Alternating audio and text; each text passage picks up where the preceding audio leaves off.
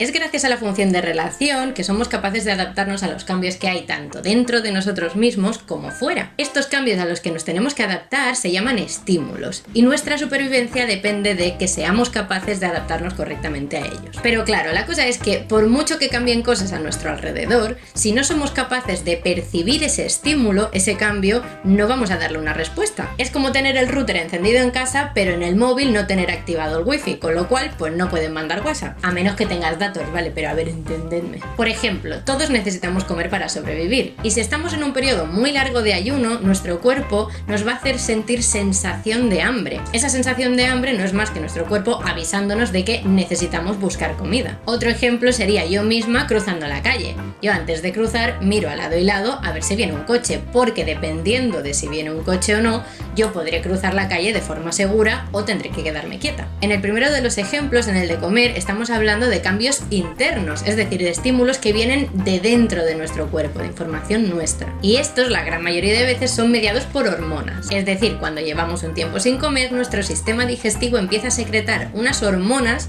que nos hacen tener sensación de hambre y es lo que provoca que vayamos a buscar comida y a comer. En el segundo ejemplo, en el de la carretera, estamos respondiendo a estímulos externos, cosas que hay fuera de nosotros, en este caso, un coche en la carretera. Aquí la clave son unos receptores sensoriales, que en el caso de los humanos, básicamente son los órganos de los sentidos. Estos estímulos, que en este caso han sido captados por la vista y el oído, han sido transmitidos por el sistema nervioso hasta el sistema nervioso central. Ahí la información se procesa y se valora qué respuesta se va a dar. Una vez decidida la respuesta que se va a dar, se envía otra vez por el sistema nervioso esa respuesta para que llegue a los músculos. En caso de que la información hubiera sido viene un coche, nos quedaríamos quietos y en caso de que la carretera estuviera despejada, los músculos se moverían para iniciar la marcha. El sistema nervioso y el sistema endocrino, es decir, el de las hormonas, están muy relacionados. En estos dos ejemplos que hemos puesto parece que cada uno vaya por un lado y hagan cosas muy diferentes, pero en realidad se están comunicando continuamente. Y esta comunicación no se da solo entre estos dos sistemas, sino con muchísimas otras partes del cuerpo.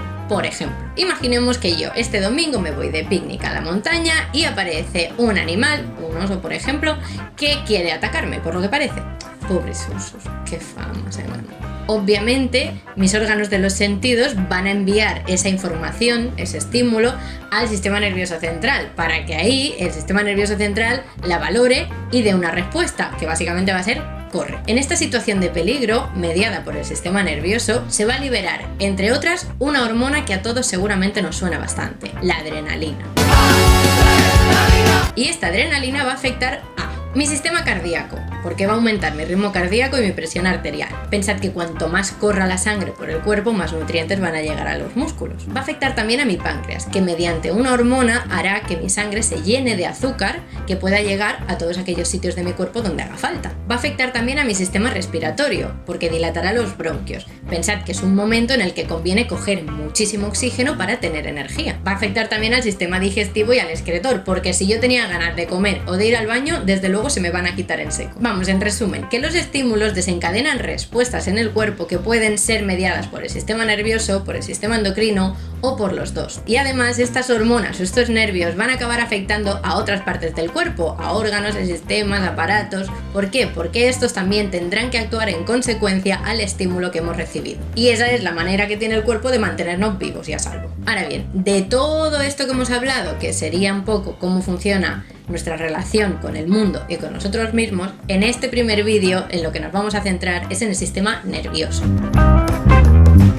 El sistema nervioso, aparte de ser el responsable de todos nuestros procesos mentales y pensamientos, es el encargado de conectar. ¿Y qué es lo que conecta? Pues conecta los receptores sensoriales, que son aquellos que están en los sentidos, con los centros nerviosos, es decir, los sitios donde se procesa la información, y estos con los órganos efectores, que son los que finalmente van a dar una respuesta. Y es que la manera en la que se conectan estas partes es mediante el impulso nervioso, es decir, una especie de corriente eléctrica que pasa de célula del sistema nervioso en célula del sistema nervioso hasta que ha hecho el recorrido entero. Y esta es una de las características más flipantes del sistema nervioso, las células que tiene.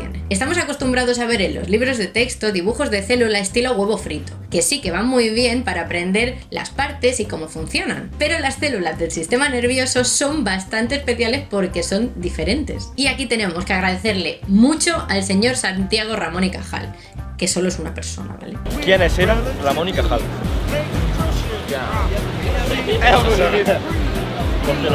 O sea, el instituto, ¿no? Y es que gracias a que este estudiante del siglo XIX estaba enamorado de la pintura y la fotografía, pero además quería estudiar medicina, tenemos un montón de información de la forma que tienen las neuronas, que son las células del sistema nervioso. Como Ramón y Cajal estuvo siempre muy atento a los descubrimientos que hacían otros científicos de su época, como por ejemplo el señor Golgi, pudo mejorar una técnica de tinción para poder observar las neuronas a microscopio mejor que nunca, y gracias a eso tenemos información de su forma. Y al comprender cómo son, empezamos a tener muchísima más información de cómo funcionan. Esto fue tan importante en la época y ayudó tanto a la comprensión del sistema nervioso que Ramón y Cajal fue el primer español en ganar un premio Nobel en la categoría de medicina. Y yo aquí estoy peleándome para conseguir suscriptores.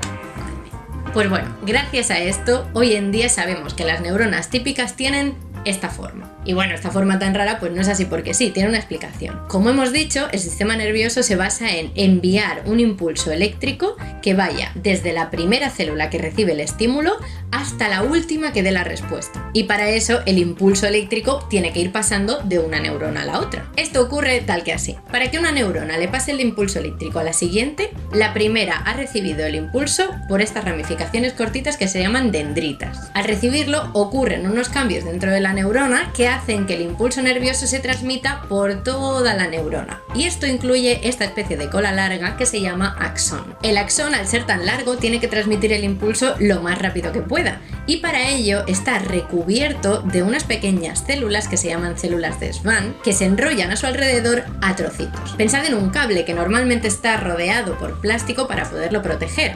Pues es algo parecido, solo que en este caso, en vez de recubrirlo entero con un plástico, le estaríamos poniendo trocitos de celo. Eso es lo que hacen las células de Schwann. Se enrollan como si fuesen trocitos de celo cada X distancia. Todos esos trozos de celo, que son las células de Schwann enrollándose por el axón, forman lo que se llama la vaina de mielina. Y está ahí básicamente para que el impulso nervioso recorra más rápido el axón, porque el impulso nervioso no va a recorrer el axón entero, va a ir saltando por los trozos que no están rodeados por células de Schwann, que se llaman nódulos de Ranvier. Y ahora, por poner un ejemplo friki, es como cuando en El Señor de los Anillos encienden hogueras para comunicarse. Ellos quieren enviar un mensaje a un punto que está bastante alejado, y la manera en que lo hacen es encendiendo una serie de hogueras que están separadas unos cuantos metros una de otra. Es decir, encienden una hoguera cuando ven la hoguera anterior encendida.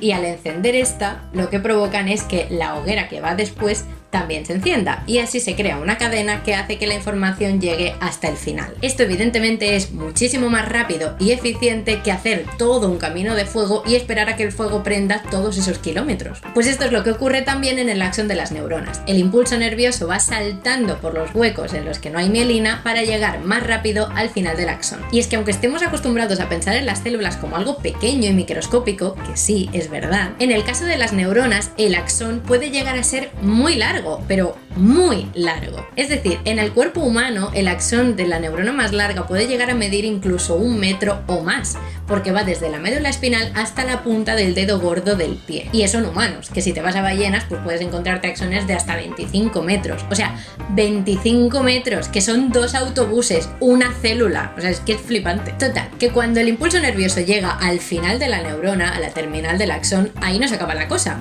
El impulso nervioso tiene que pasar desde esa neurona hasta la siguiente.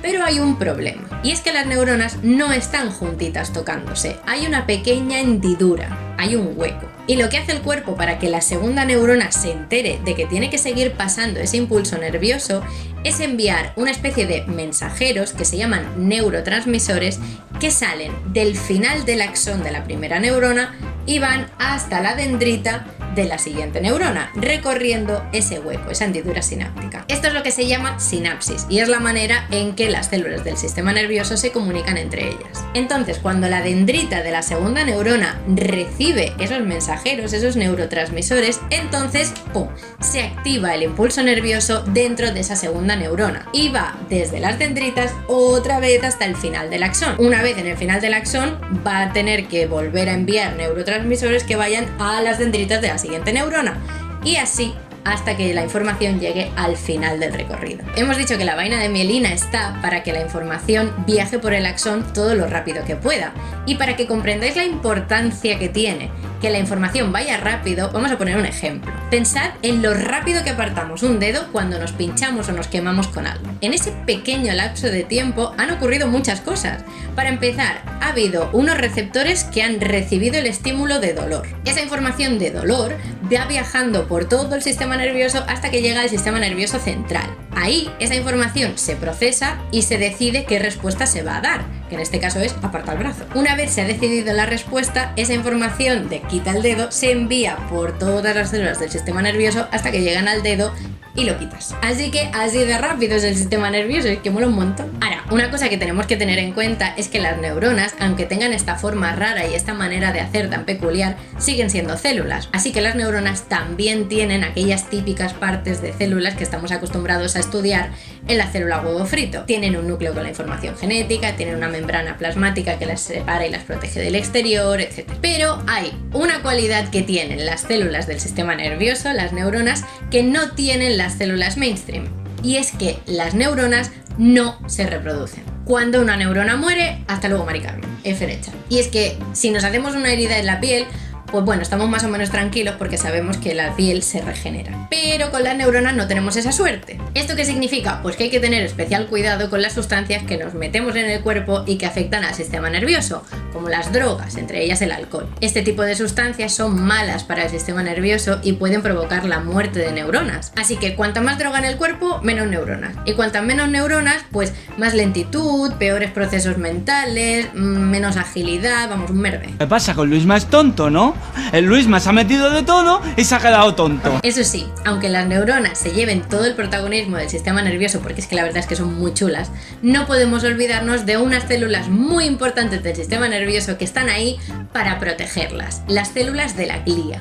Y es que para que las neuronas tengan comida, se queden en su sitio, estén bien defendidas, están rodeadas de otras células más pequeñas que no tienen capacidad de enviar el impulso nervioso, por eso no son neuronas, pero son súper importantes para que las neuronas estén a salvo. Estas células gliales, las células de la glía, pueden ser de muchos tipos, y uno de estos tipos ya lo hemos dicho antes cuando hablábamos de las células de Schwann, las que rodean el axón protegiéndolo. En realidad no todas las neuronas tienen el axón rodeado de células de Schwann, por lo tanto existen neuronas mielínicas y neuronas amielínicas. Las mielínicas son las que sí que tienen vaina de mielina, es decir, células de Schwann enrolladas, y las amielínicas son las que no tienen. Estas son más lentas, pero bueno, están ahí. Y volviendo a la comparación de las neuronas con cables, hay otra cosa en la que se parecen bastante. Y es que cuando tú pelas un cable no te encuentras solo una cuerdecita, solo un filamento, ¿verdad? Hay muchos agrupados. Esto es así porque el impulso eléctrico, la electricidad, pasa mejor cuando agrupamos muchos cables. Pues esto es una copia del cuerpo humano. Y es que los axones se agrupan en fajos formando una estructura más grande, más resistente y más eficiente que se llaman nervios. Pero de esto hablaremos en el siguiente vídeo. Nos vemos pronto. Antes de despedirme del todo, dejadme deciros que esas imágenes tan chulas que han ido saliendo de TVO son de un TVO de dos autores españoles, Jordi Bayarri y Jesús Huguet, no sé. Están sacadas de su TVO Ramón y Cajal, Una vida al microscopio, que pertenece a una colección de TVOs en los que se explican la vida de científicas y científicos de una manera súper entretenida. La verdad es que en media horita te los tienes leídos y te dan una idea de cómo fue la vida de científicos como Darwin, Newton, Marie Curie, y es que al final tenemos que pensar que para apreciar de verdad las investigaciones científicas y los avances que han habido en la historia de la ciencia, no podemos separar el contexto de aquellas personas que los llevaron a cabo, porque solamente entendiendo la vida que llevaron seremos capaces de realmente entender la magnitud de todo aquello que descubrieron. Tenéis los enlaces en la descripción por si queréis echarle un ojillo. Y ahora sí, que pasen las tomas falsas. Estos cambios a los que nos tenemos que... Aquí la clave, estos estímulos que han recogido los órganos sensoriales. Una cosa que hay que tener en cuenta es que el sistema nervioso y el sistema endocrino, es decir, qué gallo, de conectar ¿qué? Pues conecta los receptores sensoriales. ¿Pero qué hay en la calle ahora, un concierto? Como Ramón y Cajal estuvo siempre muy atento a los descubrimientos. Al recibirlo, para que... Y está ahí básicamente. Así que para que y lo que hace el cuerpo para que se entere...